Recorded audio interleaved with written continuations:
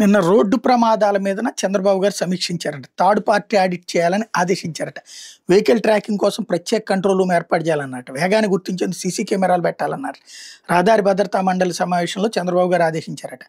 నాకు అర్థం కానిది ఏంటంటే, ఇందులో ఈశాన్య రాష్ట్రాలు ఎందుకు రిజిస్ట్రేషన్ చేస్తున్నారు, అలాగే అతివేగం వల్ల 79% ప్రమాదాలు, ఇవన్నీ 30-40 సంవత్సరాల రాజకీయ చరిత్ర, 15.5 సంవత్సరాల ముఖ్యమంత్రి పదవి నడిపినటువంటి ఆయనకి తెలియదా ఈశాన్య రాష్ట్రాలు ఎందుకు రిజిస్ట్రేషన్ చేస్తున్నారు?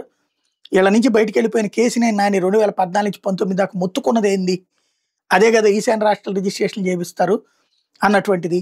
ఆల్టరేషన్ అక్కడ తేడా ఉంటుంది అన్నటువంటిది.